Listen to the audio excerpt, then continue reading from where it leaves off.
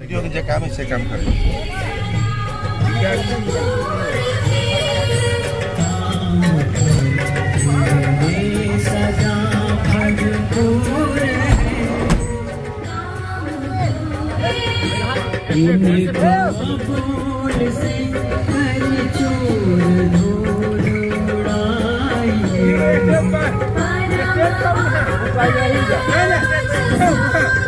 एक टाइम माला था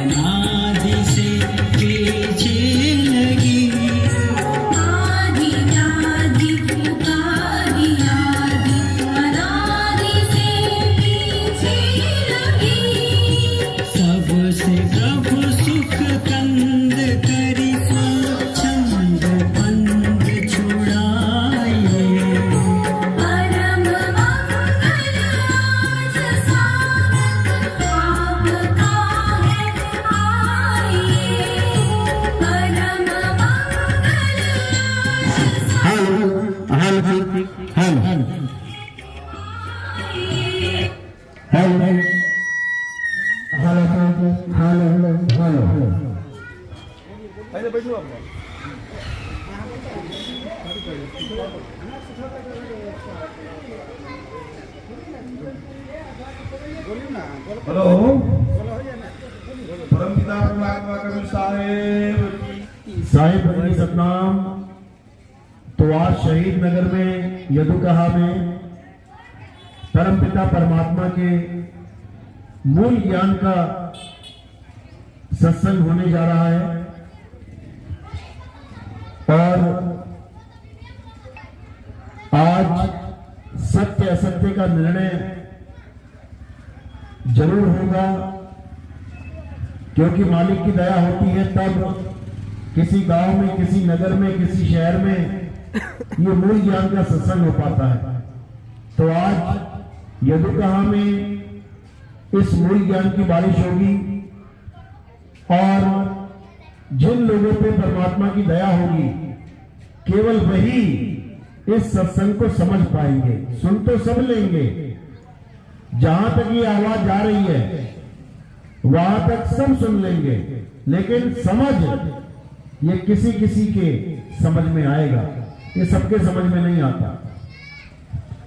ये ज्ञान ऐसा ज्ञान है जिसको समझने के लिए आपको इतने विवेक की जरूरत पड़ेगी, इतना विवेक जगाना पड़ेगा, तब जाकर ये सत्संग समझ में आएगा, नहीं तो नहीं आएगा। तो परमात्मा से अरदास करता हूं, विनती करता हूं कि जो भी मेरा ये प्रवचन सुनेंगे वो जरूर मेरी बात को गहराई से समझेंगे, और जिन पर दया नहीं भी होगी उनके लिए भी अरदास करना चाहूंगा कि अगर आज समझ में नहीं आया तो यही सत्संग वो बार बार हमारे YouTube चैनल पे देख सकेंगे, सुन सकेंगे। आपने क्या करना है, केवल YouTube खोल के आपने लिखना है नितिन दास के सत्संग।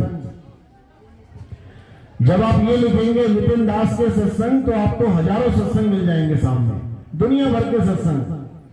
बस आप सुनते चले जाओ और देखो फिर क्या होता है। जितना भी जन्मों जन्म का अज्ञान जो आपके भीतर पड़ा हुआ है, जो लोगों से आपने सुन लिया है, वो सारा अज्ञान साफ हो जाएगा। और क्या प्राप्त होगा? जो हमारे संतों की दिव्य वाणियां हैं, जो हमारे ग्रंथों के सार हैं, जो हमारे ग्रंथों में असल भेद छुपे हैं, वो सब सामने आ जाएंगे।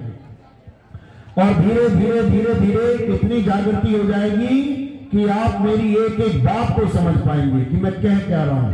अभी भले ना समझ में आए, लेकिन अगर 8, 10, 15 दिन अगर आपने लगातार सुन लिया, फिर आपको यही समझ में आएगा और कुछ समझ में नहीं आएगा। तो आज मालिक की अपार कृपा है, जो ये सत्संग यदुकहा में हो रहा है, तो पहले परमात्मा के नाम पे जयकारा लगाएंगे और फिर सत्संग शुरू करेंगे। बोलिए परमपिता परमात्मा की जय, सदगुरु बंदी छोड़ गुरु साहिब की जय, सभी संतों की जय, सभी भक्तों की जय, गांव नगर बस्ती की जय, आज के आनंद की जय, सकल हंस को बंदगी साहेब बंदगी सतनाम। तो साहेब समझा रहे हैं कि हे मनुष्य, इस दुनिया में 2 प्रकार का ज्ञान है। एक पवित्र ज्ञान है और एक मूल ज्ञान है। जैसे आप भी देखेंगे, बच्चों की पढ़ाई देखते हैं आप, एक तो है छोटी क्लासें, LKG, UKG, पहली, दूसरी, 5वीं, 10वीं। एक है बड़ी क्लासें, कोई PhD की क्लास, कोई डॉक्टरी की क्लास, कोई इंजीनियरिंग की क्लास दोनों ही है। बच्चा शिष्य दोनों ही प्रकार का है, चाहे वो छोटा सा बच्चा हो, चाहे वो डॉक्टरेट कर रहा है। स्टूडेंट दोनों कहलाएंगे, शिष्य दोनों कहलाएंगे, विद्यार्थी दोनों कहलाएंगे, लेकिन उनके ज्ञान में जमीन आसमान का अंतर होगा। इसी प्रकार जब हम पवित्र ज्ञान की बात करते हैं, तो पवित्र ज्ञान में क्या आता है? छोटे लेवल का ज्ञान, बच्चों वाला ज्ञान। और जब हम मूल ज्ञान की बात करते हैं, उसमें क्या आता है? सबसे हाई लेवल ज्ञान। अब क्या है पवित्र ज्ञान, क्या है मूल ज्ञान, अच्छी तरह समझ लो। पवित्र ज्ञान का नाम पवित्र इसलिए रखा गया है क्योंकि ये ज्ञान आपको एक पवित्र आत्मा बनाता है, यानी आपको भगवान का भगत बनाता है। क्या है पवित्र ज्ञान? जितने भी मंदिर, मस्जिद, गुरुद्वारे, चर्च, गिरजाघर, जो भी आपको भगवान का घर लगता है, जिस धर्म में आप हो, अपने अपने धर्म के अनुसार सब अपने भगवान के घर जाते हैं। वहां जाना, पूजा पाठ करना, मंत्रों का जाप करना। हिंदू है तो राम राम राम राम कर रहा है, मुसलमान है तो अल्लाह अल्लाह अल्लाह कर रहा है, सिख है तो वाहिगुरु वाहिगुरु वाहिगुरु कर रहा है, और ईसाई है तो गॉड गॉड कर रहा है। कोई बात नहीं, सबको अधिकार है, किसी भी धर्म को चुन सकता है, किसी की भी पूजा कर सकता है। आज कोई हिंदू कहे मैं तो सिख बनना चाहता हूं, बन जा भाई। आज कोई सिख कहे मैं मुसलमान बनना चाहता हूं, बन जा भाई। कोई मुसलमान कहे मैंने ईसाई बनना है, बन जा भाई। कुछ भी बन, लेकिन भक्ति कर, नशा मत कर, जीव हत्या मत कर, पाप मत कर, चोरी मत कर, ठगी मत कर, कत्ल मत कर। तू चाहे हिंदू बन जा, चाहे मुसलमान, चाहे सिख, चाहे ईसाई, उससे कोई फर्क नहीं पड़ता, क्योंकि हर धर्म तुम्हें पवित्र आत्मा बना रहा है। अल्लाह की बंदगी कर रहे हो, अच्छी बात है। राम जी के गुण गा रहे हो, अच्छी बात है। वाहिगुरु वाहिगुरु कर रहे हो, अच्छी बात है। गॉड गॉड कर रहे हो, अच्छी बात है। भगवान के नाम पे लगे रहो। अब ये तो हो गया पवित्र ज्ञान। लगे रहो कब तक? जब तक है जान, लगे रहो। अब मूल ज्ञान क्या है? मूल ज्ञान का मतलब है इन चारों में से जो भी आपने ज्ञान लिया, हिंदू, मुस्लिम, सिख, ईसाई, इन चारों में से किसी भी प्रकार के ज्ञान को ग्रहण ना करना, या कर लिया है तो उसको छोड़ देना। जैसे 12वीं के बाद अगर कोई डिग्री करने जाता है बीए करने गया, बीएससी करने गया, बीकॉम करने गया, तो 12वीं की क्लास छूट गई या पकड़ ली? छूट गई। 12वीं की किताबें छूट गई या पकड़ ली? छूट गई। 12वीं का टीचर छूट गया या पकड़ लिया? छूट गया। यानी 12वीं करने के बाद आप जब डिग्री कॉलेज में चले जाते हो तो आपकी पढ़ाई भी छूट गई, आपका स्कूल भी छूट गया, आपके टीचर भी छूट गए। तो आपकी प्रगति हुई कि आपकी अधोगति हो गई? प्रगति हुई, हम आगे बढ़ गए। यानी अब तक हम जो कर रहे थे, पहली से लेकर 12वीं तक जो पढ़ाई करी, स्कूल में गए, वो सब छूट गए। 12वीं तक बच्चों का बैग कितना भारी होता है, 10 प्रकार की किताबें, 10 प्रकार की कॉपी भर भर के ठूस ठूस के लेके जाते हैं। और जब कॉलेज में पहुंच जाते हैं तो एक कॉपी और एक पेन, सारा बैग झोला उतर गया। तो उसमें तरक्की हुई कि उसमें नुकसान हो गया? तरक्की हुई। यानी आप हिंदू हो, मुसलमान हो, सिख हो, ईसाई हो, उससे कोई फर्क नहीं पड़ता। अच्छी बात है, कुछ कर रहे हो, भगवान भगवान कर रहे हो, अल्लाह अल्लाह कर रहे हो, वाहिगुरु वाहिगुरु कर रहे हो, लेकिन ये आपको कहां तक लेके जाएगा, आपने इस पे विचार करना है। तो हिंदू धर्म में भी 2 प्रकार का ज्ञान है, मुसलमान धर्म में भी 2 प्रकार का ज्ञान है, ईसाई धर्म में भी 2 प्रकार का ज्ञान है, और सिखों के धर्म में भी 2 प्रकार का ज्ञान है। एक ज्ञान है कथने वाला। आप हिंदू हो, आप आरतियां गाते रहो, श्री रामचंद्र जी की आरती, दुर्गा जी की आरती, हनुमान जी की आरती, शिव जी की आरती गाते रहो। आप मुसलमान हो, आप नमाज गाते रहो, पढ़ते रहो, कुरान पढ़ते रहो। आप ईसाई हो, आप बाइबल पढ़ते रहो। आप सिख हो, गुरु ग्रंथ साहब पढ़ते रहो। एक तो हो गया ये ज्ञान। अब दूसरा ज्ञान क्या है, जिसको मूल ज्ञान कहते हैं। अब वो ज्ञान क्या है? वो है आत्मज्ञान।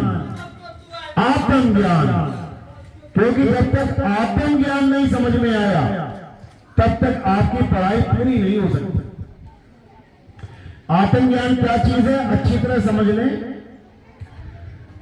गीता कहती है, हे अर्जुन, इस दुनिया में 2 प्रकार के तत्व हैं। अध्याय 4 में आप इसका जिक्र सुनोगे, अध्याय 2 में भी है। इस दुनिया में 2 प्रकार के तत्व हैं। कौन कौन से? एक असत्य और एक सत्य। अब जो असत्य तत्व है उसके बारे में क्या बोला कृष्ण जी ने? हे अर्जुन, जो जन्मता है और मर जाता है, जो उगता है और खत्म हो जाता है, जो पल पल बदल जाता है, वो असत्य है। जैसे ये शरीर, आप देखोगे तारीख लिखी जाती, डेट ऑफ बर्थ, पैदा हो गया, अब धीरे धीरे धीरे धीरे बदल रहा है, रोज बदल रहा है, रोज शक्ल बदल रही है, धीरे धीरे धीरे। देखो बच्चे से जवान हो गए, जवान से बूढ़े हो गए, रोज बदल रहा है, और एक दिन इसका नाश हो जाएगा। तो ये तत्व असत्य तत्व कहलाता है। असत्य, झूठ। ये शरीर झूठ है, असत्य है। और क्या असत्य है? कोई भी मंदिर, मस्जिद, गुरुद्वारा, चर्च, कोई भी कुछ भी बन रहा है, तो जब वो बन रहा है तो उसकी शुरुआत हो गई, यानी जन्म हो रहा है उसका। बन के तैयार हो गया, पूजा पाठ किया, 100, 200, 500 साल के बाद वो गिर गया, ढह गया, अब बना और बिगड़ा, यानी कि असत्य है। कोई मूर्ति किसी की भी, कबीर साहब की मूर्ति, रविदास जी की मूर्ति, नानक जी की मूर्ति, राम जी की मूर्ति, कृष्ण जी की मूर्ति, हनुमान जी की मूर्ति, कोई भी मूर्ति जब बनी तो बनते बनते बनते बनते बनते बनते बन गई, यानी रोज बदल रही है। आज इतनी बनी, कल इतनी बनी, परसों इतनी बनी, इतनी बनी, रोज बदल रही है। और बन के बढ़िया पूजा पाजा करके एक दिन खंडित हो गई, उसको उठा के साइड में रख दिया गया। यानी जो बनी और बिगड़ी वो असत्य है। अब मंत्रों को ले लो, कोई कहता है जी कबीर कबीर जपना पड़ेगा, कबीरपंथी कहते हैं कबीर कबीर जपना पड़ेगा। अब कबीर कबीर जपने से क्या हुआ, जैसे ही बोला का तो मंत्र शुरू हो गया, कबीर, मंत्र खत्म हो गया। यानी जो शुरुआत हुई और जिसका खात्मा हो गया, क्या है वो, असत्य है, झूठ है। अब चाहे तुम सतनाम सतनाम जपो, सतनाम का मतलब होता है सच्चा नाम, और तुमने जपना शुरू कर दिया सतनाम, मां पे खत्म हो गया, यानी झूठ है। सतनाम भी झूठ हो गया। अगर वो खत्म हो जाए तो जो भी चीज बनती है अर्जुन, और जिसका भी नाश होता है अर्जुन, वो असत्य है, असत्य है। ये पूरी कायनात असत्य है। क्यों, रोज बदल रही है। सुबह देखो सूरज इधर है, दोपहर में देखो सीधा चढ़ गया ऊपर, शाम को देखो घर पहुंच गया। रोज बदल रहा है, पल पल बदल रहा है, झूठ है।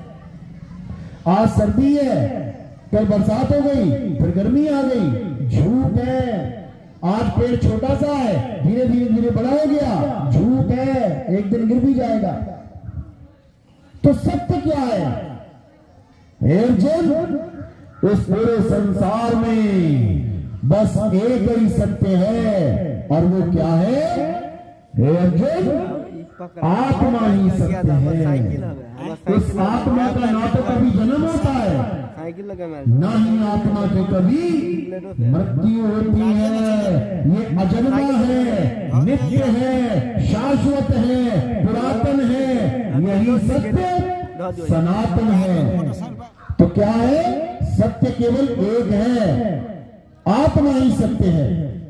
आत्मा के अलावा सब झूठ है।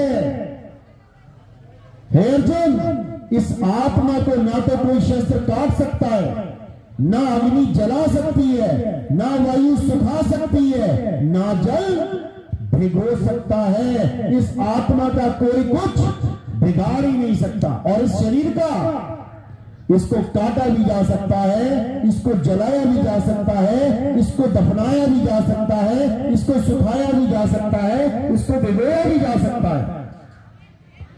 ये शरीर असत्य है, अच्छी तरह समझ लो।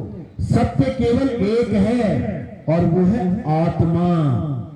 अब किसकी आत्मा, हिंदू की आत्मा सत्य है या मुसलमान की, ईसाई की आत्मा सत्य है या सिख की, जैन लोगों की आत्मा सत्य है या बौद्ध की, किसकी आत्मा सत्य है, सबकी,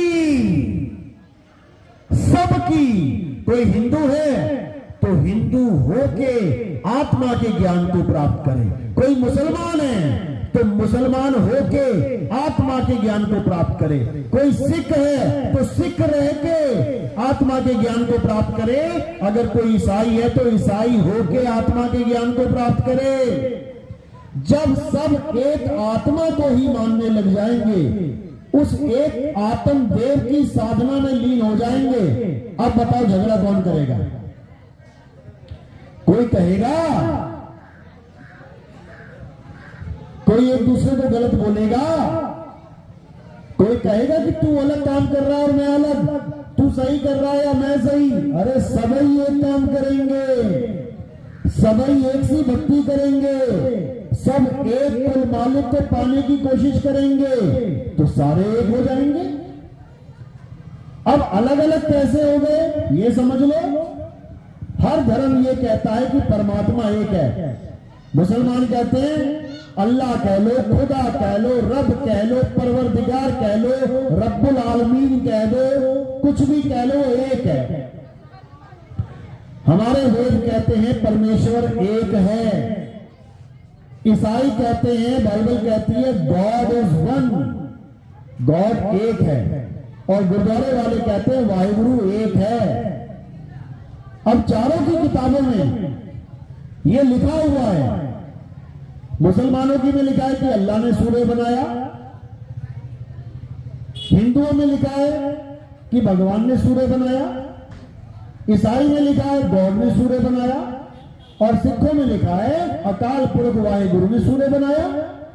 अगर ये चारों अलग अलग होते तो कितने सूरज होते?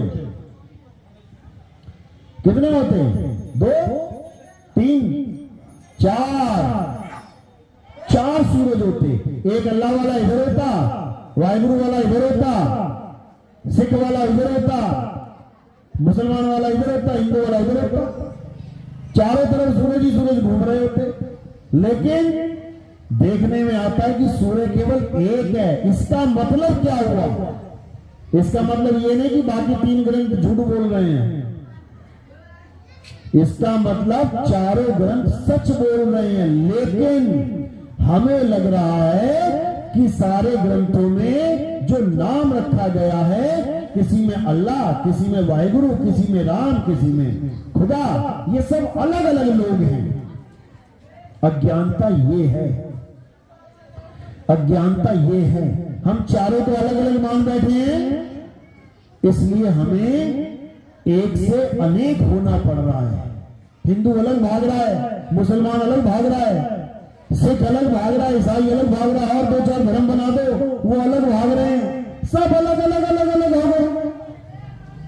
अलग अलग करना बहुत आसान है। आज तुम नया धर्म बना के बैठ जाओ, तुम्हारे साथ 50-60 हजार बंदा जुड़ जाएगा, तुम भी अलग भागने लग जाना। अलग करना आसान है, मुश्किल है तो एक करना। करके दिखाओ जरा, बड़े से बड़ा ज्ञानी आ जाए, एक करके दिखा दे हिंदू मुसलमान को। किस मुद्दे पे एक करेगा? हिंदू कहते हैं पूरब की तरफ नमस्कार करेंगे, मुसलमान कहता है पश्चिम की तरफ नमस्कार करेंगे। करके दिखाओ एक। नहीं कर पाएगा कोई। एक होने का केवल एक ही जरिया है, और वो है आत्मज्ञान। मुसलमान को बोलो कि तुम मुस्लिम होके अपनी रूह यानी आत्मा का ज्ञान समझ ले। हिंदू को बोलो तो अपने हिंदू धर्म में रह के आत्मा का ज्ञान समझ ले। ईसाई को बोलो तो अपनी सोल यानी आत्मा, उनके ग्रंथों में सोल का बहुत जिक्र है कि सोल कभी मरती नहीं है, लेकिन सोल को कोई जानता ही नहीं। ईसा मसीह को पकड़ के बैठे हैं सारे। द बाइबल कह रही है सोल को जानो, और वो आत्मा की जगह, सोल की जगह शरीर को पकड़ के बैठे हैं ईसा मसीह के। उनको टांग दिया गया, उसको गले में लटका के घूम रहे हैं। जानना था आत्मा को, पकड़ बैठे शरीर। यही हिंदू धर्म में हो रहा है। कृष्ण जी कह रहे हैं आत्मा को जानो, आत्मा को जानो, और हमने किसको पकड़ लिया? कृष्ण जी के ही शरीर को पकड़ लिया। हम भी गले में लटका के घूम रहे हैं कृष्ण जी का शरीर। वो समझा रहे हैं, हे अर्जुन, शरीर असत्य है, शरीर मर जाते हैं। आत्मा को जानो, आत्मा कभी नहीं मरती। कृष्ण जी के शरीर की मृत्यु कैसे हुई थी? क्या हुआ था? पैर में तीर लगा था। किसने मारा था? किसने? बाली ने। बाली ने क्यों मारा? बाली को तो राम जी ने मार ही दिया था।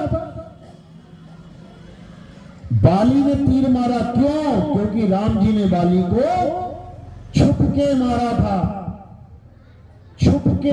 दोनों भाई आपस में झगड़ा कर रहे थे ना, लड़ रहे थे, सुग्रीव और बाली दोनों लड़ रहे हैं। उनका फैसला होने दो, कौन जीतेगा? कौन जीतता दोनों में से? कौन जीतता? बाली जीतता। क्यों? क्योंकि उसको वरदान था कि जो भी तेरे साथ युद्ध करेगा उसकी आधी ताकत तेरे अंदर आ जाएगी। जिसके साथ भी लड़ता था आधी ताकत उसकी इधर आ जाती थी। मानो 100 रुपया विरोधी पार्टी और 1 रुपया बाली। अब 100 वाला सामने आया तो 50 इधर आ गया। अब उसका कितना हो गया? 51 उधर रह गया। 50 तो कौन मार खाएगा? 50 वाला। जो रावण हिमालय पर्वत को उठा दिया था, जिसने बोले जंगल ऊपर बैठे थे उसको भी उठा दिया।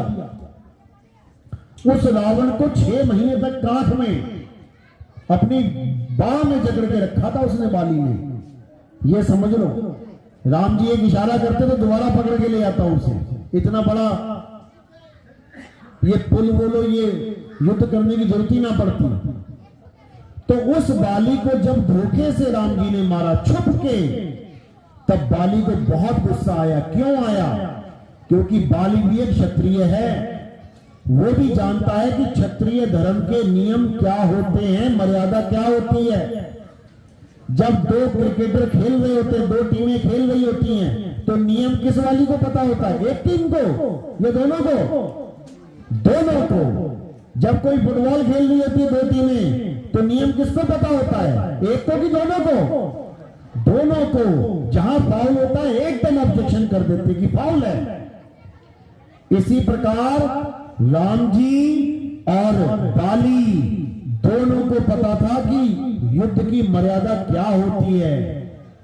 कभी छुप के वार नहीं किया जाता, निहत्थों पे वार नहीं किया जाता, बच्चों और स्त्रियों पे वार नहीं किया जाता। यह मर्यादा है क्षत्रिय धर्म की।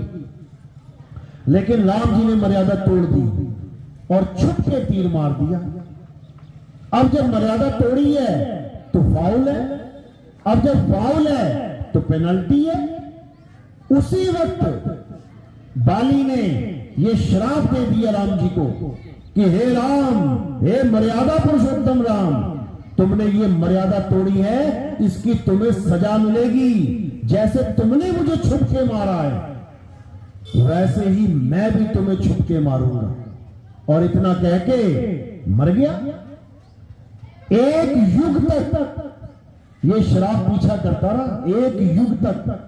त्रेता में आए ना राम जी, द्वापर में कृष्ण बन के जब आए, तब सारी लीला खत्म करके जब बैठे हुए थे, तब उस बाली ने आके तीर मारा और सीधे कृष्ण जी के पैर में लगा जाता और वहीं पे प्राण त्याग गया। अब कृष्ण जी कह रहे हैं कि उसकी पूजा करो, उसकी पूजा करो जिसको अस्त्र शस्त्र छू नहीं सकता। और हम किसकी पूजा कर रहे हैं? जिसको अस्त्र शस्त्र ने छू लिया, पैर में छेद हो गया। समझ लो अच्छे से, ये मूल ज्ञान समझा रहा हूं मैं। जो हमारा धर्म है, कौन सा धर्म है हमारा? हिंदू है कि सनातन? हिंदू वाले कौन है? हाथ खड़ा करो जरा। सब हिंदू हैं, तो सनातनी कौन है फिर? हिंदू और सनातन में कोई फर्क होता है कि नहीं? किसको लगता है कि फर्क है? हाथ खड़ा करो।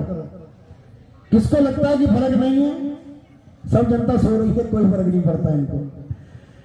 फर्क समझ लो, हिंदू धर्म में और सनातन धर्म में फर्क समझ लो क्या होता है। हिंदू धर्म में किसकी पूजा की जाती है? हिंदू देवी देवताओं की। जैसे राम जी, हनुमान जी, कृष्ण जी, शंकर जी, दुर्गा जी, शनिदेव, वरुण देव, ये देव, वो देव, दुनिया भर के देव, 33 करोड़ देवी देवता की पूजा हो रही है ना। ये है हिंदू धर्म। अब सनातन धर्म समझ लो क्या है। सनातन धर्म वो धर्म है जो केवल और केवल आत्मा की पूजा करता है। आत्मा की। ये शरीरों की पूजा करने वाले सनातनी नहीं है, क्योंकि शरीरों का जन्म और मृत्यु तय है। शरीरों का तुम हिसाब लगा सकते हो कि कब पैदा हुआ और कब मरा। अगर तुम पैदा होने वाले और मरने वाले की पूजा करते हो, इसको सनातन धर्म कहते हो, तो सनातन धर्म कभी आदि का धर्म हो ही नहीं सकता। समझ लो। अगर कृष्ण जी का पुजारी कोई कहता है मैं तो कृष्ण जी को परमात्मा मानता हूं, तो वो तो द्वापर में आए, यानी तुम्हारा धर्म द्वापर से चल रहा है। नहीं, मैं तो राम जी की पूजा करता हूं, तो त्रेता में आए, यानी त्रेता से तुम्हारा सनातन धर्म शुरू हुआ। नहीं, मैं तो विष्णु जी की अच्छा सतयुग से आए, सतयुग से धर्म शुरू हुआ। ऐसा नहीं है। सनातन धर्म वो धर्म है जिसका कोई आदि और अंत बता ही नहीं सकता।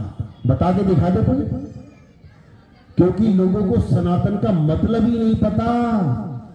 सनातन का मतलब गीता में बताया गया है। सनातन का अर्थ क्या है गीता में समझाया।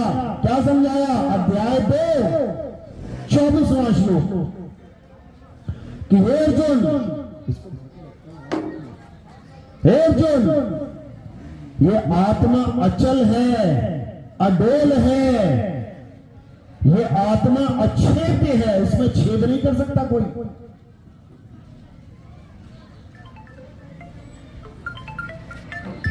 ये आत्मा अदा है, इसको कोई जला नहीं सकता। जिनके पास इंटरनेट चलता है मोबाइल में, अभी निकाल लो, अभी गीता का अध्याय 2 24वां श्लोक देखो क्या कहता है। तुम्हें सनातन की डेफिनेशन पता लग जाएगी क्या होता है सनातन।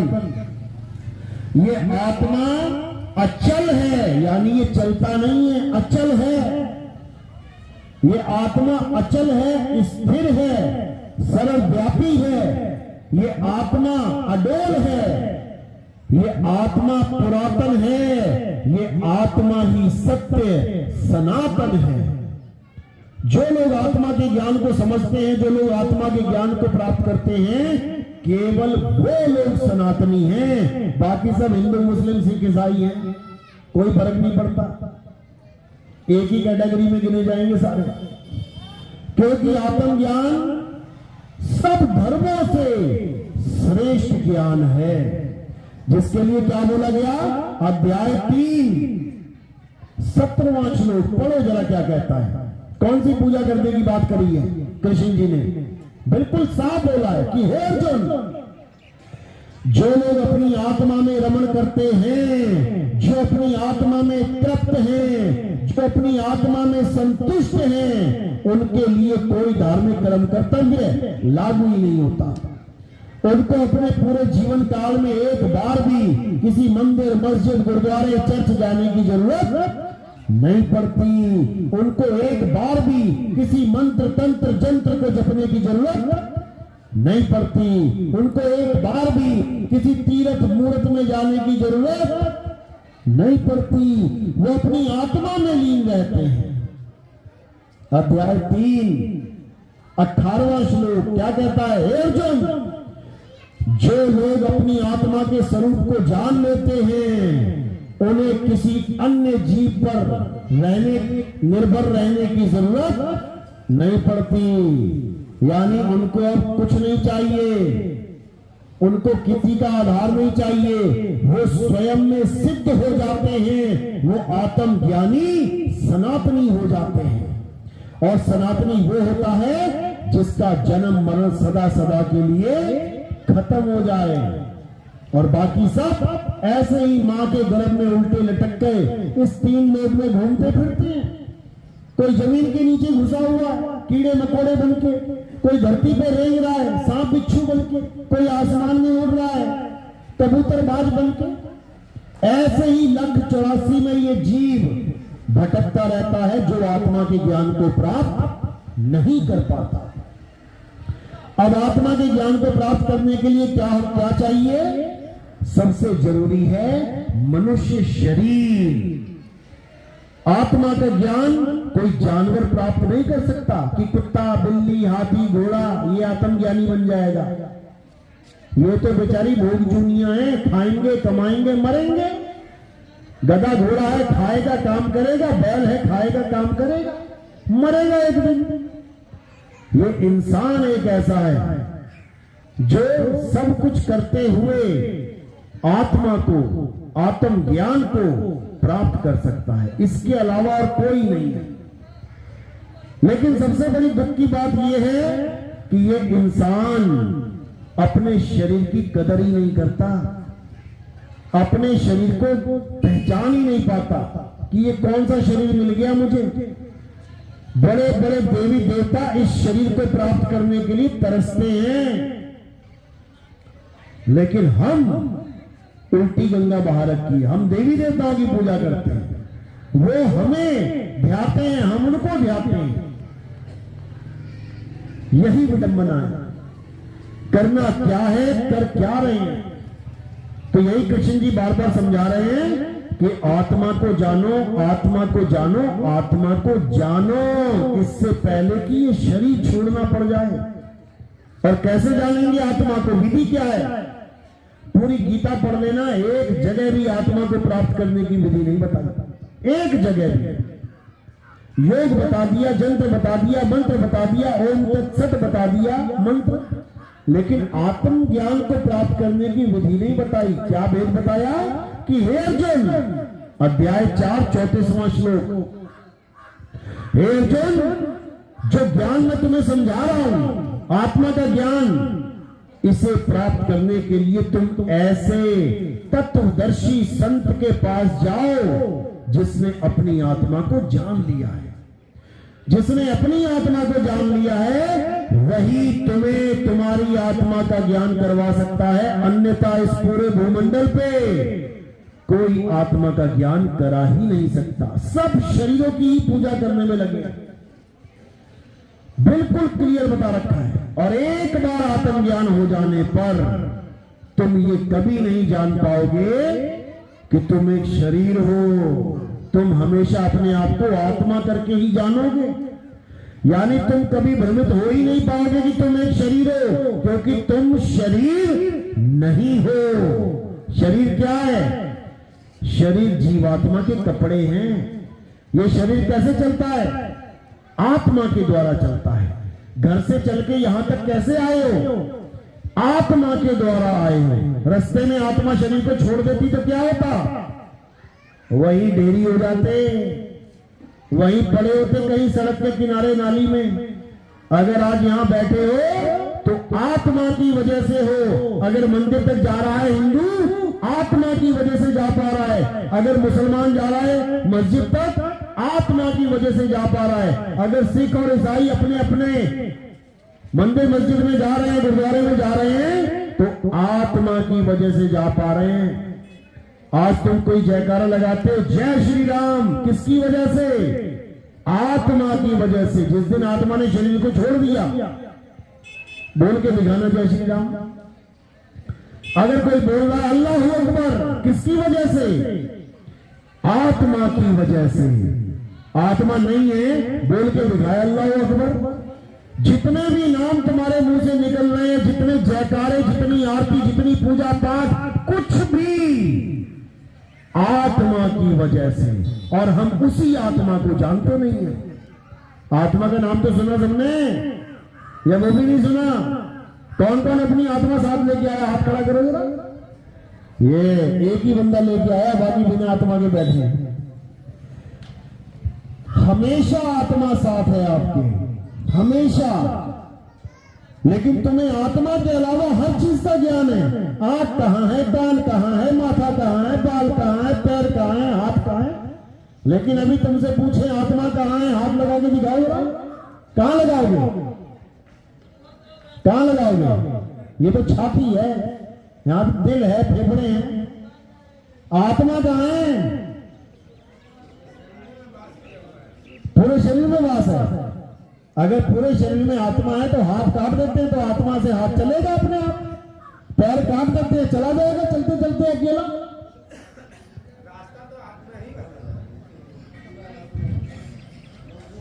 इसी को समझना है, यही समझना है। काया में जीव है। जीव, जीव का नाम सुना है? जीव, जीव अलग है, आत्मा अलग है।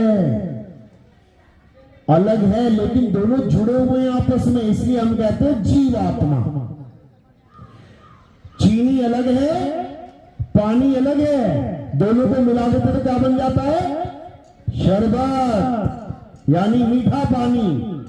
नमक अलग है, पानी अलग है, दोनों को मिला दिया क्या बन गया? नमकीन पानी। इसी प्रकार जीव अलग है, आत्मा अलग है, और दोनों मिल जाएं तो जीवात्मा। ये सब जीवात्मा है, सब जीवात्मा है। अब जीव किसका नाम है? अज्ञानता का नाम है। ये जीव अज्ञानी है, क्योंकि जीव अपने आप को शरीर मान के बैठा है। मैं लड़का, मैं लड़की, मैं 10 साल का, मैं 20 साल का, मैं 50 साल का। कौन है 10, 20, 50 साल का? जीव है या शरीर है? वाणी आती है, ईश्वर अंश जीव अविनाशी। जीव है अविनाशी और शरीर है नाशवान। तो तुम जीव हो इस वक्त, और अगर तुम ये कहते हो कि मैं हूं लड़का, मैं हूं लड़की, तो यानी तुम जीव अवस्था को भी नहीं जान पा रहे हो, तुम अपने आप को शरीर मान बैठे हो। जीव है अविनाशी और शरीर है कुछ सालों का मेहमान। 10 साल, 20 साल, 50 साल, 60 साल, 100 साल, शरीर मर गया। जीव मर गया क्या? जीव नहीं मरा, जीव अविनाशी है। एक शरीर को छोड़ा, दूसरा शरीर धारण कर लिया, यही जीव अवस्था है। अब इस जीव को कौन सा ज्ञान चाहिए? इस जीव को आत्म ज्ञान चाहिए। कबीर साहब की वाणी है, जल में मीन प्यासी, मुह देखत आवे हासी, आत्म ज्ञान बिना नर भटके, कभी काबा कभी काशी। आत्म ज्ञान बिना नर भटके। नर क्या है? जीव है। नर तो काया का नाम है, लेकिन चला कौन रहा है? जीव। अब इस जीव को क्या चाहिए? आत्म ज्ञान। और लेके क्या बैठाइए? मंत्र ज्ञान, तंत्र ज्ञान, जंतर ज्ञान। ये ऐसा गुरु बना के बैठ गया है जिस गुरु ने उसको नाम दे दिया जपने के लिए, और ये नाम जप जप के अपना जीवन बर्बाद कर रहा है। परमात्मा को पाने के लिए नाम जपने की जरूरत है ही नहीं, है ही नहीं। और जो तुम्हें ये कहता है कि भगवान को पाना है तो नाम जपो, फंसा दिया उसने तुम्हें। कबीर साहब कहते हैं, वो तो कहां ढूंढे रे बंदे, मैं तो तेरे पास में, ना मैं जप में, ना मैं तप में, ना एकांत निवास में। मैं किसी जप से नहीं मिलूंगा। अब मुझे प्यास लगी है, कौन सा नाम जपूं मैं? क्या कोई नाम जप के मेरी प्यास बुझ सकती है? पानी पानी जप लूं, वाटर वाटर जप लूं, जल जल जप लूं, जितना जपूंगा उतना ज्यादा और प्यासा हो जाऊंगा। गला गीला होने वाला नहीं है। गला कब गीला होगा? ये जल जल वाटर नीर तो छोड़, और क्या कर? गिलास उठा और पानी पी। अब हुआ गला गीला, नहीं तो सारी उम्र लगा रहता मैं नाम जपने में। तो कबीर साहब यही समझा रहे हैं, जितने भी नाम, जितने भी मंत्र हैं, जो भी गुरु लोग दे रहे हैं, ये अधूरा ज्ञान है। साहिब समझा रहे हैं, तंत्र मंत्र सब झूठ है, इनमें ना उलझे कोई, और सार शब्द जाने बिना तागा हंस ना होए। सार शब्द जाने बिना, ये 52 अक्षरी शब्द जाने बिना नहीं। कैसे बने ये शब्द? हिंदी के शब्द, उर्दू के शब्द, पंजाबी के शब्द, अंग्रेजी के शब्द किससे बने हैं? अक्षरों से। अक्षरों से। कबीर ये शब्द कैसे बना? 3 अक्षरों से, का बा ई की बा, ला हो गया। अक्षरों से शब्द बन रहा है, अक्षरों से ही सारे शब्द बनते हैं। लेकिन ये 52 अक्षरी शब्द हैं, ये इंसानों ने बनाए हैं। इंसान ने बनाए हैं तो बिगड़ेंगे। कबीर खत्म हो गया, बिगड़ गया। इंसानों के बनाए हुए शब्दों से मुक्ति नहीं होती। कौन से शब्द से मुक्ति होती है? सार शब्द से, जिसको कोई बना और बिगाड़ सकता ही नहीं है। वो शब्द की बात है। वो कैसे मिलेगा? जब तुम्हें ऐसा गुरु मिल जाएगा जो तुम्हें 2 अक्षरों का भेद बताएगा, उसमें से एक नकली वालों को छुड़वा देगा और असली वाले को लखा देगा। तो वाणी कहती है, सोई गुरु पूरा कहावे, जो 2 अक्षर का भेद बतावे, एक छुड़ावे एक लखावे, तब प्राणी निज घर को जावे। निज घर यानी हमारा वो घर जिसको छोड़ के हम यहां आ गए हैं। कैसे आ गए यहां पे? कौन सी दुनिया है ये जहां पल का पता नहीं कि मेरा बेटा जीवित रहेगा कि नहीं, मेरा बाप कल तक रहेगा कि नहीं, मेरी मां मेरी बहन कल तक रहेगी कि नहीं, एक को भी नहीं पता कि मैं कल तक रहूंगा या नहीं। कैसा देश है ये काल का देश है, ये काल की नगरी है, मृत्यु लोक है, ये परमात्मा का घर नहीं है, ये मृत्यु लोक है। मृत्यु लोक यानी काल, साक्षात मृत्यु का लोक। और हमारे परमात्मा का घर क्या है? वो सतलोक है, जिसमें हर चीज सत्य ही सत्य है, वहां किसी की मृत्यु होती ही नहीं, जिसको अमर लोक कह देते, अमर है वहां सब। और यहां एक भी अमर नहीं है। इंसान तो छोड़ो, ब्रह्मा विष्णु महेश जी तक अमर नहीं है। राक्षसों ने जब भक्ति करी, ब्रह्मा जी को प्रकट किया, क्या मांगा राक्षसों ने सबसे पहले? अगर हमारे सामने भगवान आ जाए तो क्या मांगेंगे? क्या मांगोगे? भगवान जी मेरे पास 1000 गाड़ियां आ जाएं, भगवान जी मेरे पास इतना बड़ा राज आ जाए, भगवान जी मेरे ऐसा हो जाए वैसा हो जाए। उन्होंने क्या मांगा राक्षसों ने? हे भगवान मुझे अमर कर दो। देख लो उसका आईक्यू, राक्षसों की इंटेलिजेंसी देखो कितने बुद्धिमान है। एक ने भी ये नहीं कहा कि मुझे ये दे दो, मुझे वो दे दो, मुझे वो दे दो। पहला वरदान क्या मांगा? मुझे अमर कर दो। सारा खेल ही खत्म हो जाता अमर हो जाते तो, फिर सब कुछ उन्हीं का था। और ये ज्ञान कहां से मिला उन्हें पता है? किसने दिया ये ज्ञान? क्या मांगना है किसने दिया? उनके गुरु जी ने, जिनका नाम था शुक्राचार्य। राक्षस होके गुरु धारण करके बैठे हैं, और हम इंसान होके कहते हैं हमें गुरु की क्या जरूरत है। भगवान राम भगवान कृष्ण आके गुरु धारण करके गए, और हम कहते हैं हमें गुरु की क्या जरूरत है, हम खुद ही सबके गुरु हैं। ऐसे भी लोग बैठे हैं, कहते हैं हम ही जगत गुरु हैं, हमसे ले लो तुम जो लेना है। तो ये ज्ञान राक्षसों को शुक्राचार्य जी ने दिया कि राक्षसों, इस दुनिया की जड़ वस्तुओं के पीछे मत भागना। इस दुनिया में सबसे अच्छी चीज है अमरता मिल जाए, अमर हो जाओ बस एक बार, समझे?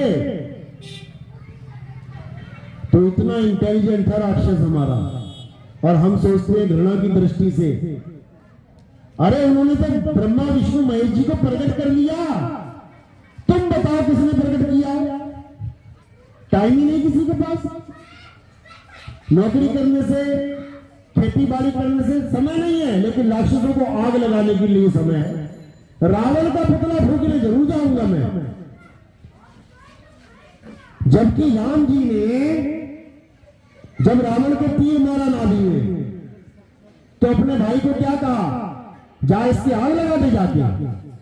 लक्ष्मण जी को क्या बोला था राम जी ने?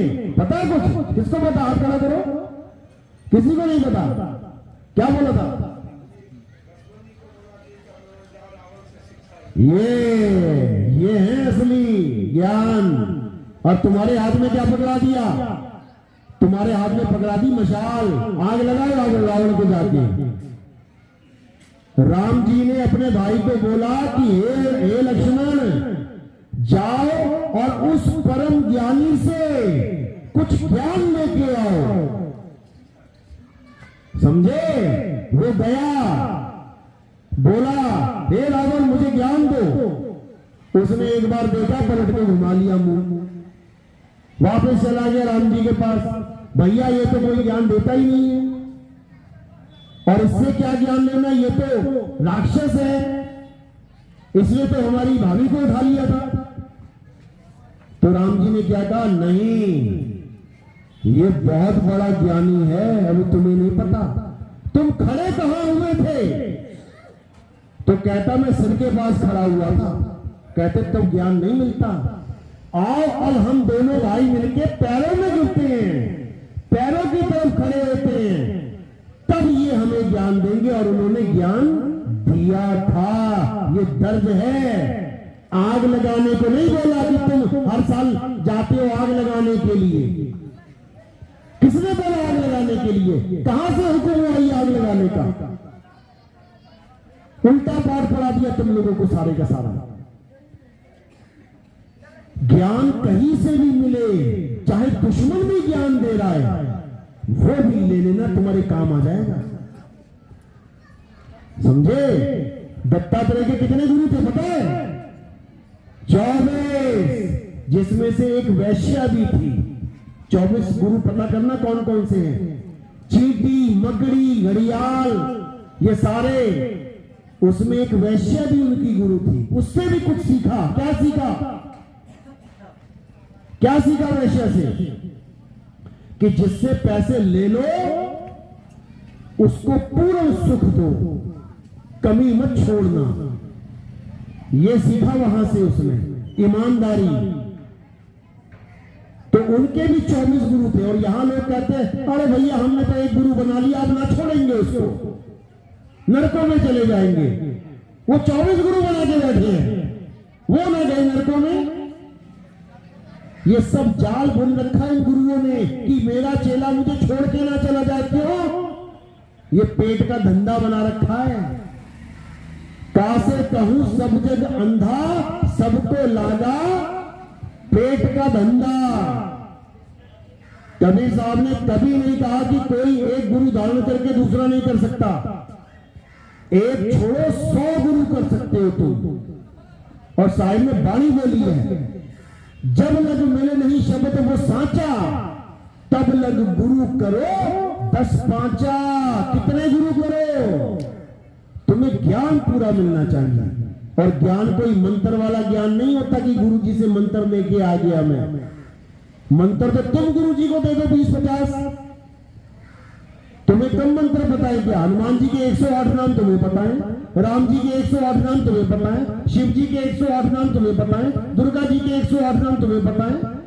तुम्हारा गुरु तुम्हें 2 नाम दे रहा है, तुम 2008 नाम दे दो उनको। बात नाम की नहीं है यहां पे, बात है आत्म ज्ञान की कि तुम्हें तुम्हारे गुरु ने आत्म ज्ञान दिया या नहीं दिया।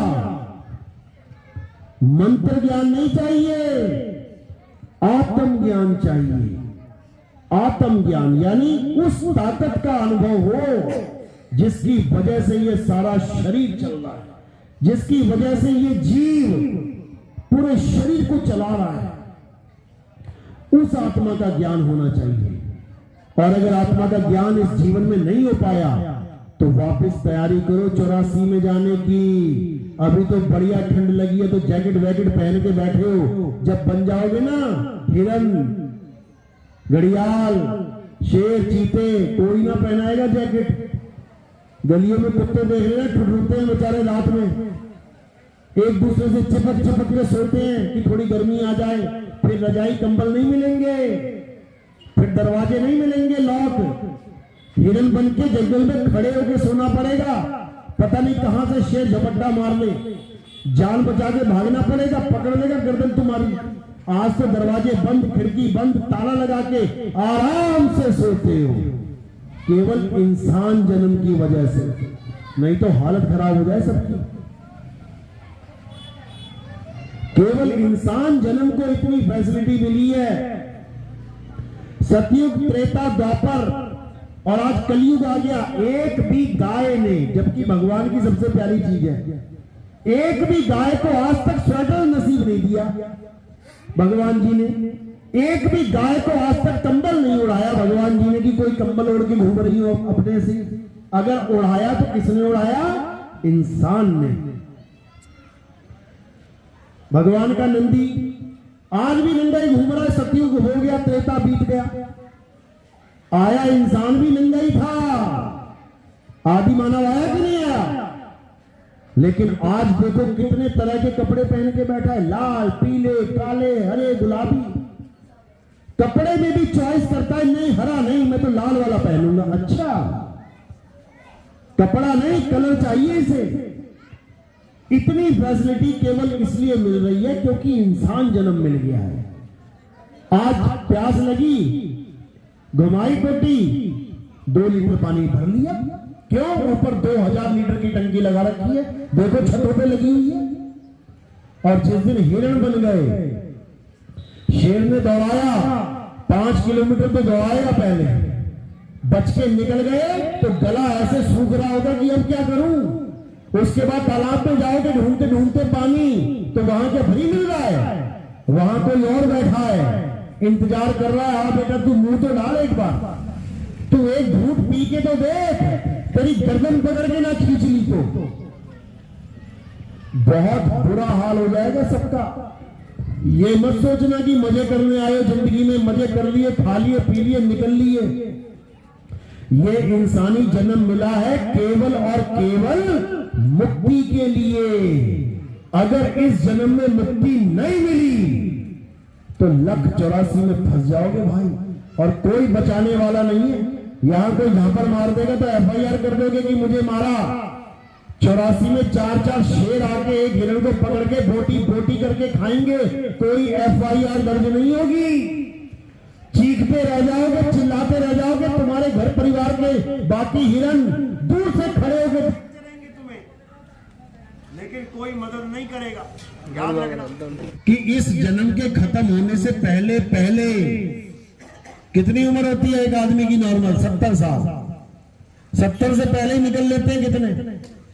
अब 70 में से हिसाब लगा लो कितने साल बचे आप लोग के पास।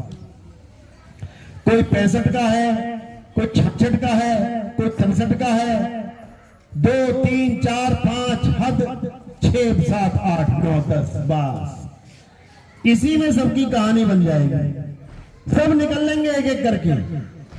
और अगर आत्मज्ञान नहीं हुआ तो याद रखना दर्दनाक मौत होगी, खतरनाक वाली, और मरना पड़ेगा, यहां कोई ना बचा। तो जब मौत आएगी तो क्या करोगे? तो इस काया में से बाहर निकलोगे। कौन कौन से दरवाजों से निकलोगे? इस काया में 9 दरवाजे हैं, चाहे वो हिंदू है, मुसलमान है, सिख है, ईसाई है, जैन है, बौद्ध है, भगवान को मानता है, भगवान को नहीं मानता है, कोई फर्क नहीं पड़ता। उसको 9 दरवाजों में से निकलना ही पड़ेगा। कौन से 9 दरवाजे? 1 2 3 4 5 6 7 दरवाजे तो इस सिर में ही है। यहीं से निकलोगे, किसी की जीभ बाहर आ जाएगी, किसी के नाक में से खून निकल जाएगा, किसी की आंख बाहर आ जाएगी, बाहर बोले की तरह निकल आएगी, किसी के कान में से खून निकल आएगा, और 2 नीचे है, लैट्रिन निकल जाएगी, पेशाब निकल जाएगा। इन 9 दरवाजों में से जो निकल गया वो गया सीधा 84 में। कुत्ता, बिल्ली, हाथी, घोड़ा, सांप, बिच्छू, चील, कौवे, पता नहीं क्या क्या बनेगा। अब एक 10वां दरवाजा है, जो 10वें दरवाजे को तोड़ के गया वो भी मुक्त नहीं हो पाएगा। वो कहां जाएगा? वो राजा बन के आएगा इस संसार में दोबारा। तो कबीर साहब समझा रहे हैं, 10वें द्वारे जीव जब जाए स्वर्ग लोक में वासा पाए, यानी ठाट बाट हो जाएंगे, स्वर्ग जैसा घर हो जाएगा। यानी 9 दरवाजों में भी मुक्ति नहीं है, 10वें द्वार से निकलने में भी मुक्ति नहीं है। तो मुक्ति है कहां? मुक्ति है अपनी आत्मा में समाने में। तुम्हें अपनी आत्मा में समाना पड़ेगा। इसको 11वां द्वार बोला गया है। यानी ये जीव अगर आत्मा में समा जाए तो इसकी मुक्ति हो जाएगी। जिसको साहिब ने बोला, सूरत समाए शब्द में और वाको काल न खाए। फिर इसको काल नहीं पकड़ सकता, नहीं तो काल नोच नोच के हालत खराब कर देगा। तो साहिब समझा रहे हैं कि बचना चाहो काल जाल से तो चीनो शब्द हमारा, और कहे कबीर अमर कर राखू जो निज होए हमारा। समझा रहे हैं कि बचना चाहो काल जाल से, ये बार बार जन्मना मरना, फिर जन्मना फिर मरना, फिर जन्मना फिर मरना, अगर इससे बचना चाहते हो तो चीनो शब्द हमारा, उस नाम को चीन लो जो हमारा असली सार शब्द है। फिर फिर ये काल नहीं कर सकता कुछ तुम्हारा, फिर ये काल कुछ नहीं कर पाएगा। कैसे? जैसे एक कछुआ आराम से जा रहा है, अब एक कुत्ता आया भागा भागा इसको काटने के लिए, मारने के लिए। अब कछुए के पास जैसे कोई और जानवर हो तो उसके पास केवल 3 ऑप्शन है। कुत्ते को देखते ही जमीन में गड्ढा करके घुस जाए, एक ऑप्शन तो ये है। कुत्ते को देखते ही कुत्ते से तेज भागना शुरू कर दे जैसे खरगोश हो, दूसरी ऑप्शन ये है बचने की। और तीसरी ऑप्शन क्या है? कुत्ते को देखते ही कि वो आ रहा है मेरे पास, हवा में उड़ जाए पक्षी की तरह।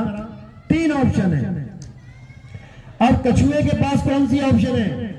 कुत्ते को देख के गड्ढा खोद के जाएगा अंदर क्या? नहीं जा सकता। कुत्ते को देख के वो उससे भी तेज भागेगा क्या? नहीं भाग सकता। कुत्ते को देख के क्या वो हवा में उड़ जाएगा? नहीं उड़ सकता। तो क्या करेगा? क्या करेगा? वो अपने आप में सिमट जाएगा। हाथ अंदर, पैर अंदर, पूंछ अंदर, गर्दन अंदर। अब कुत्ता उसको पकड़ नहीं सकता, चक्कर काटता रहेगा, सूंघता रहेगा, लेकिन पकड़ नहीं सकता। इसी को साहिब ने बोला कि बचना चाहो बाल जाल से। अगर कुत्ते से बचना चाहते हो तो चीनो शब्द हमारा, ये मंत्र वंत्र छोड़ दो और आत्मा के ज्ञान को चीन लो। आत्मा में ही रमण करो, आत्मा में ही सिमट जाओ, आत्मा में ही तृप्त हो जाओ।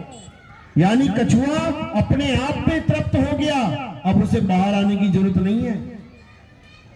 केवल तभी बच पाओगे, नहीं तो नहीं बच पाओगे। कबीर सागर में इसीलिए परमात्मा का पहला पुत्र, क्या नाम है उसका? पढ़िए कबीर सागर किसी ने? कबीरपंथी है कोई? हाथ खड़ा करो, कबीरपंथी है कोई? कबीर सागर वाला कबीरपंथी। उनको पता है कि कबीर सागर में परमात्मा के 16 पुत्र बताए गए और जिसमें से पहला पुत्र कुरुम यानी कछुआ बताया गया। वो पुत्र नहीं है, वो तुम्हारा गुण है कि कुरुम की तरह इकट्ठे हो जाओ, फिर ये काल तुम्हारा कुछ नहीं बिगाड़ सकता, कुछ नहीं। यानी शरीर छोड़ने से पहले पहले अपनी आत्मा को जान लो और अपनी आत्मा में स्थित हो जाओ, अपनी आत्मा में रमण करो। अध्याय 3 17वां श्लोक गीता का यही समझा रहा है। हे अर्जुन, जो अपनी आत्मा में रमण करते हैं, जो अपनी आत्मा में तृप्त हैं, जो अपनी आत्मा में संतुष्ट हैं, उनके लिए कोई धार्मिक कर्म कर्तव्य लागू नहीं होता। उनको बस अपनी आत्मा में ही रमण करना है और उनको उनकी आत्मा में ही परमात्मा मिल जाता है। चलो, मेरी बात समझ में आ रही है? किस किस के समझ में आ रही है? 1% भी हाथ खड़ा करो जरा। 1%, मात्र 1, 100 में से 1 दिखाओ, कैमरा उधर करो ना। कितनों को समझ में आ रही है? बहुत अच्छी बात है। 1% भी समझ में नहीं आई जो नहीं उठा रहे हैं, कोई बात नहीं।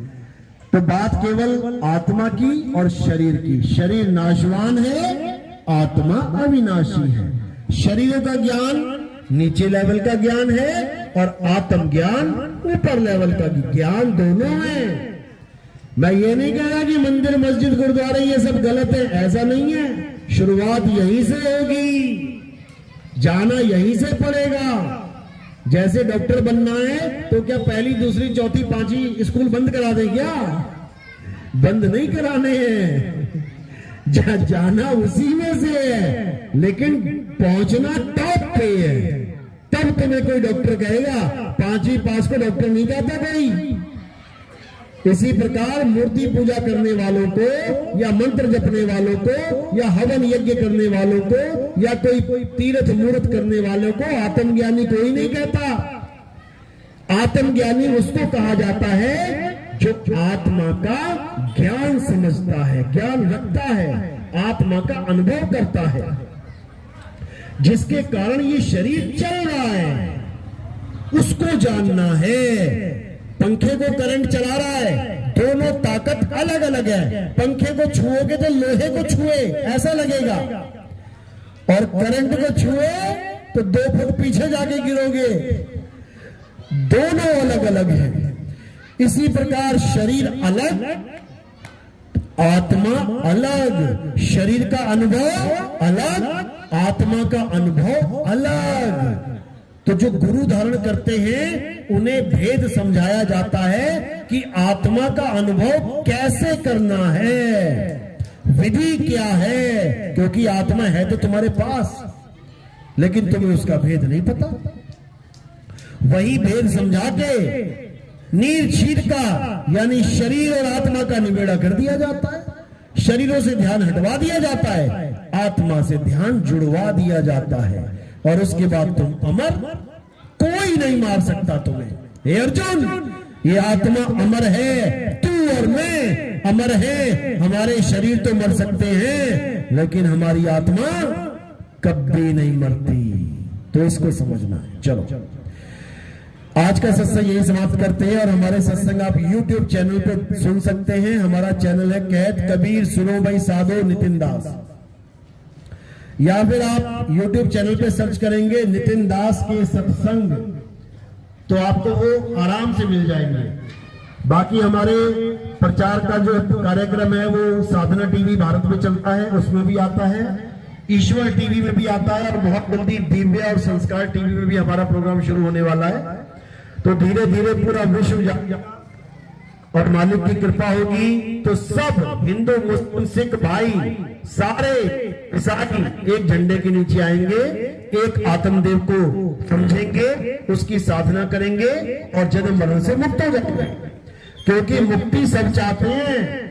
मुसलमान भी भाई मैं भी जन्नत में चला जाऊं, यहां ना रहूं, जन्नत में जाना है। तो भैया इसको क्यों कह रहे हो कि अल्लाह ने बनाई दुनिया?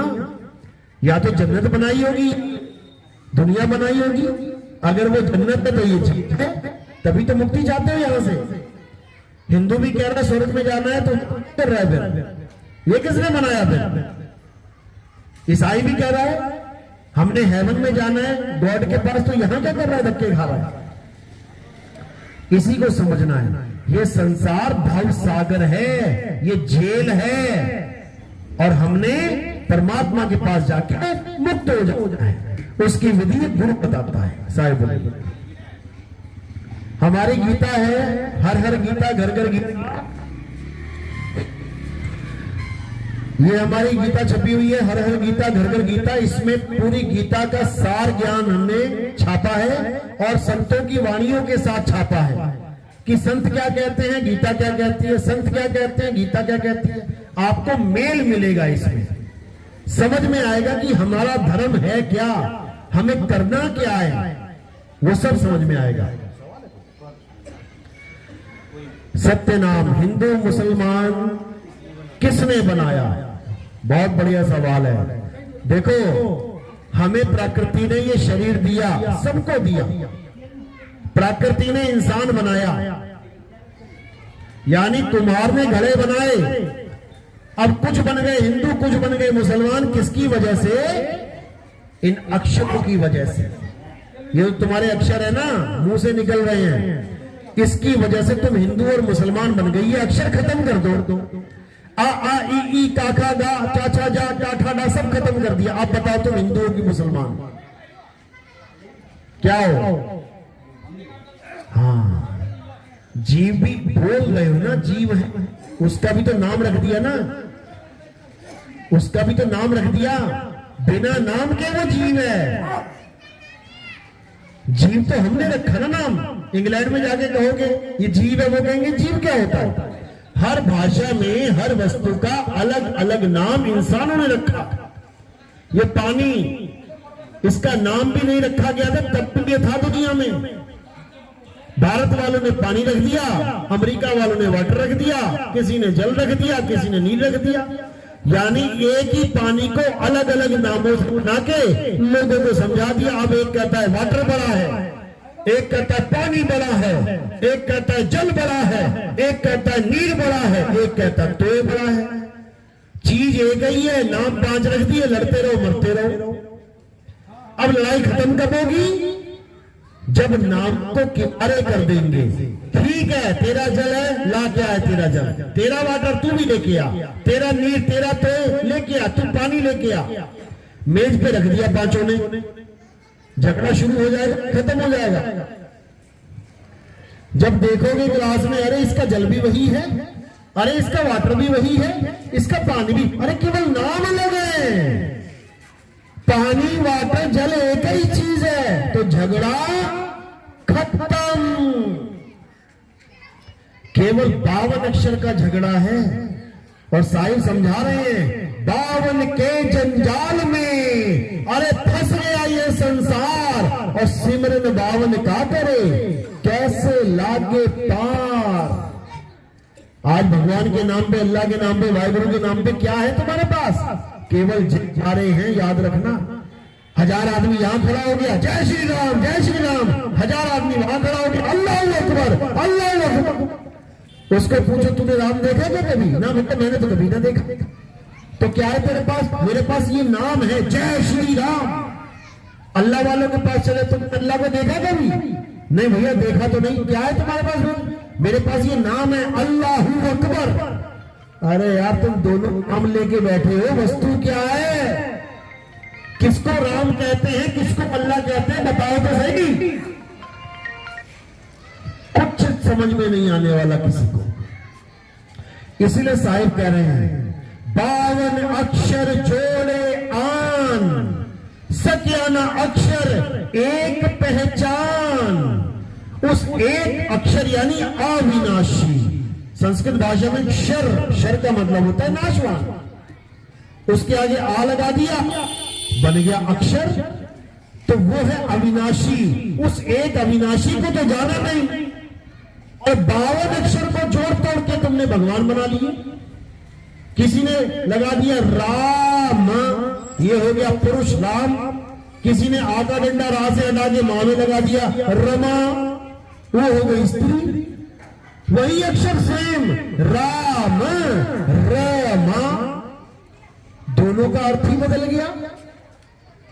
इसी को बोला 52 अक्षर जोड़े आन, सत्याना अक्षर एक पहचान। उस आत्मा को तो किसी ने जाना नहीं, और अक्षरों के पीछे लड़ गए, मर गए, खप गए।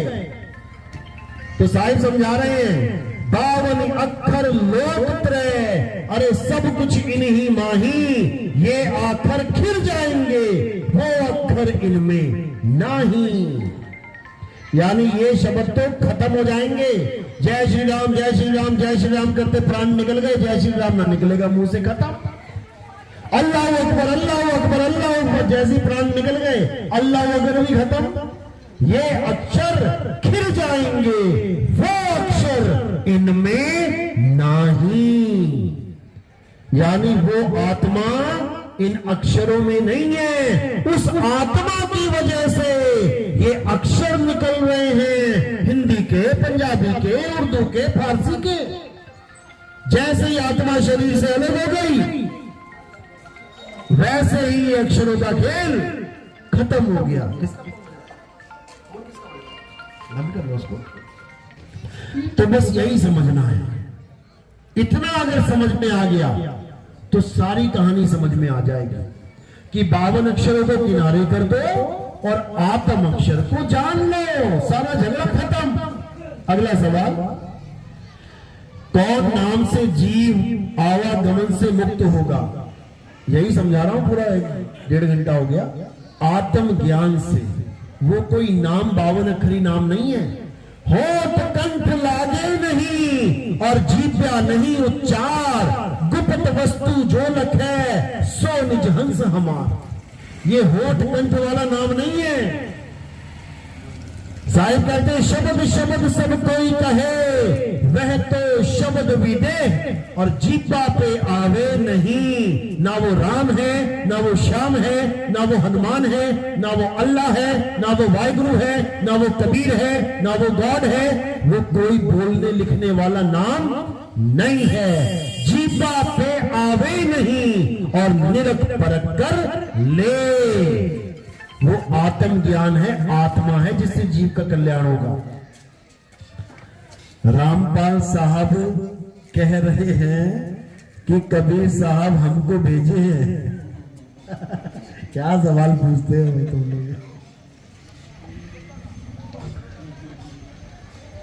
जिसको कबीर साहब भेज देते हैं ना, उसकी पूरी गारंटी ले लेते हैं, उसकी पूरी गारंटी होती है उनके पास। समझ रहे हो? जैसे कोई राजदूत है, किसी राजा ने अपना राजदूत भेजा, तो राजदूत को कोई पकड़ नहीं सकता, कोई बंधन में नहीं डाल सकता। क्यों? क्योंकि फिर सीधे युद्ध होगा। आपको शायद पता हो कि जो राजदूत होते हैं, जो संदेशा लेके जाते हैं, उनको पकड़ना अलाउड ही नहीं है। यानी एक नियम है राजाओं में कि अगर हमारा युद्ध भी हो रहा है तो जो हमारा संदेश वाहक है उसको पकड़ा और मारा नहीं जाएगा। ये नियम है, कानून है ये। इस कानून को कोई नहीं तोड़ता। तो परमात्मा ने अगर भेजा काल के लोक में अपना दूत, तो काल की हिम्मत नहीं है कि वो उसको पकड़ ले और जेल में डाल दे। जेल में है वो, तो फिर तो इसको भूल जाओ। पहली बात तो ये है, परमात्मा कभी किसी को ऐसे भेजते ही नहीं है। परमात्मा स्वयं आते हैं, स्वयं आते। भेजेंगे किसको वहां से? किसको बंधन मुक्त को जाएंगे कि तू मां के गर्भ में 9 महीने में लटक गया? परमात्मा किसी को नहीं भेजते, वो स्वयं प्रकट होते हैं, ज्ञान देते हैं, संत को जगाते हैं और उसको कहते हैं तू भी मुक्त हो और बाकियों की भी मुक्ति कर दे ज्ञान के द्वारा। जैसे बाबा नानक तो मिले, बाबा नानक को भेजा थोड़ी नहीं, वो तो खुद ही यहां थे। उनको मिले आके, गरीबदास जी को मिले, गरीबदास जी को वहां से भेजा थोड़ी नहीं, यहां मिले। दादू जी को मिले, रविदास जी को मिले, सारे यही तो थे। भेजते भेजते नहीं है वो किसी को, खुद ही आ जाते हैं। संत रूप में आए साहिब, संत रूप में आए, जीव चेताने आए साहिब, जीव चेताने आए। वो खुद ही आते हैं, खुद ही जगाते हैं। वो किसी और के ऊपर बोझ नहीं डालते कि तू सतलोक से चला जाए यार, बंदा ले ले। ऐसा काम नहीं है वहां पे। तो कह रहे संतो अविगत से चला आया, कोई मेरा भेद मरम ना पाया, ना हम लीना गर्भ बसेरा, बालक हो दिखलाया, संतो अविगत से चला आया। जब कबीर साहब आते तो मां के गर्भ में नहीं आते। काशी में लहर तारा तालाब पे कमल के फूल के ऊपर प्रकट हुए साहिब। नीरू और नीमा जा रहे थे, एक मुसलमान दंपति, उन्होंने उस बच्चे को उठा लिया और अपने घर ले गए, इसलिए वो मुसलमान कहलाए। लेकिन इतिहास उड़ा के देखो, लोग कहते हैं कबीर साहब ब्राह्मणी, विधवा ब्राह्मणी के पुत्र थे। तो भैया पहले यही निर्णय कर लो कि ब्राह्मणी के पुत्र थे कि मुसलमान के पुत्र थे। अगर ब्राह्मणी के पुत्र थे तो उसका नाम क्या था ब्राह्मणी का? और विधवा थी तो फिर पुत्र कहां से हो गया? कौन से गांव में थी, ससुर कौन था, कौन से पंडित जी थे वो? किसी का आता पता नहीं है। बस एक हवा में तीर छोड़ दिया, वो ब्राह्मणी का पुत्र है, वो मुसलमान का जुलाहे का पुत्र है, लड़ते रहो, झगड़ते रहो। और साहिब कहते हैं हिंदू कहो तो हूं नहीं और मुसलमान भी नहीं, पांच तत्व का पुतरा कै भी खेले माही। मैं ना हिंदू हूं ना मुसलमान हूं, मैं कौन हूं? आत्मा हूं। यही कृष्ण जी समझा रहे हैं, हे अर्जुन, ना मैं आदमी हूं, ना मैं औरत हूं, ना मैं नपुंसक हूं, मैं आत्मा हूं।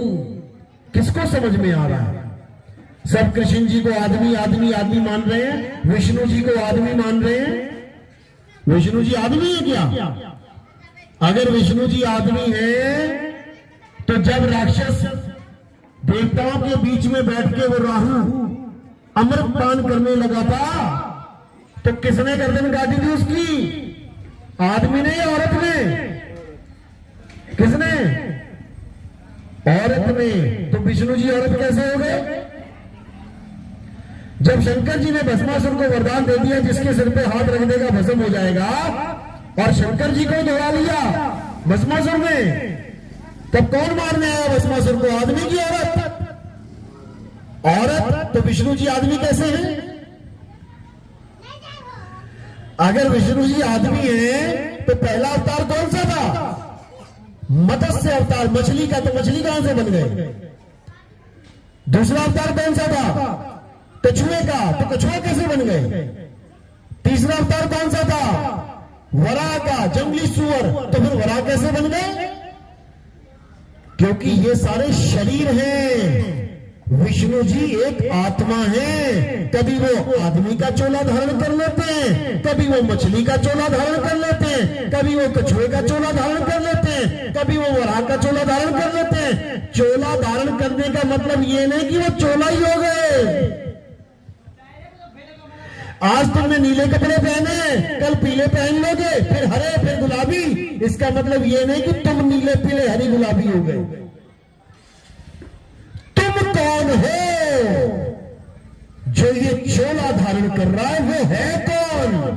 हे अर्जुन, तू और मैं ये शरीर नहीं, हम आत्मा हैं।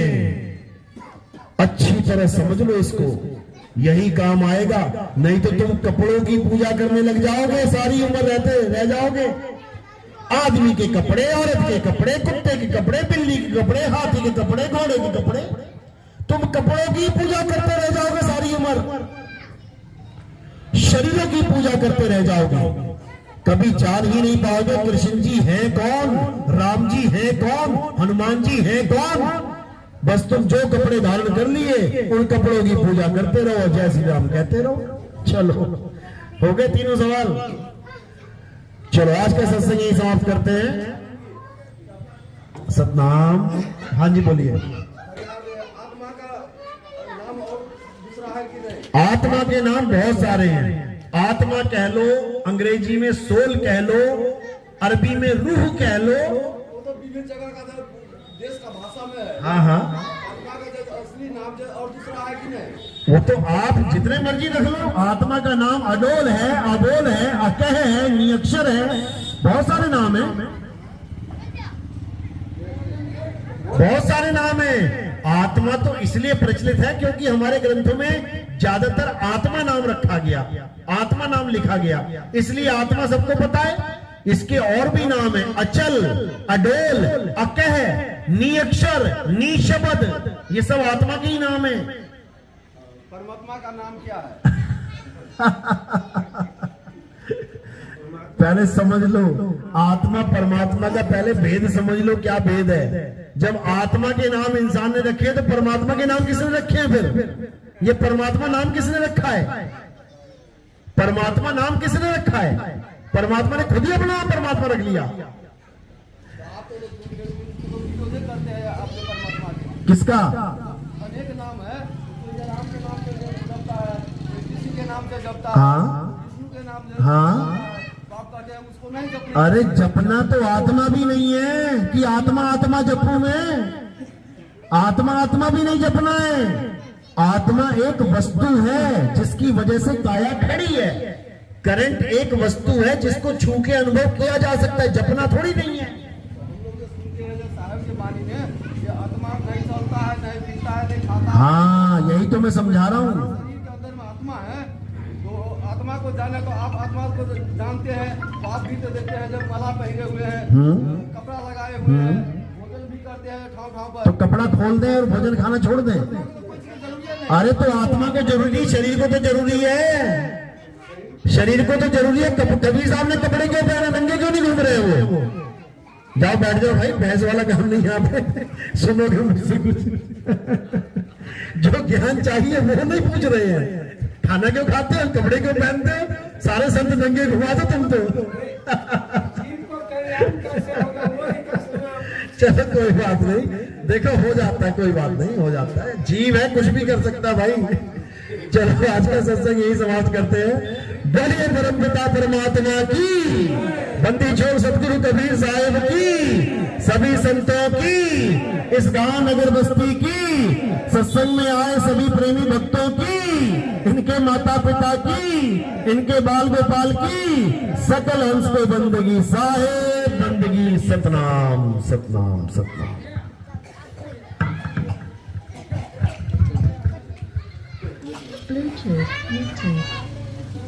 यहाँ एक हमारे यहाँ हर हर गीता घर हर गीता है, जो मुक्ति के लिए बनाए गए हैं और सत्य पद के लिए बनाए गए हैं। इस सत्य बिंदु इसमें है। एक गीता सब लोग अपने अपने घर में लेकर, गीता का नाम है हर हर गीता घर हर गीता, जिससे आपको सही भक्ति मिलेगी और मुक्ति के पथ मिलेगी और सही राह मिलेगी और सच्चे रास्ता मिलेगी। सतनाम सतनाम। आरती हो आरती आरती आरती साहेब बंदी सतनाम। हमारे यहाँ आरती होती है। किसकी आरती होती है? हमारे यहाँ आत्मदेव की आरती होती है। सतनाम साहेब बंदी। ना तो आप शब्द हैं और ना ही गुरु शरीर है। ना आप शरीर है ना गुरु शरीर है। यहाँ पर आत्मदेव को साक्षी मान के आरती होती है कि हमारा गुरु एक आत्मा है, शरीर नहीं है।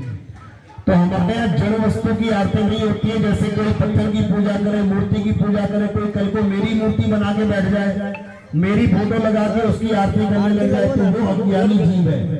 आरती केवल आत्मा चेतन सत्ता की आरती होती है, मैक लगा दो, इसके अलावा कोई नहीं। मैक लगा दो, मैक में लगा दो। मैं बार बार मैक में लगा दो, मैक में लगा दो।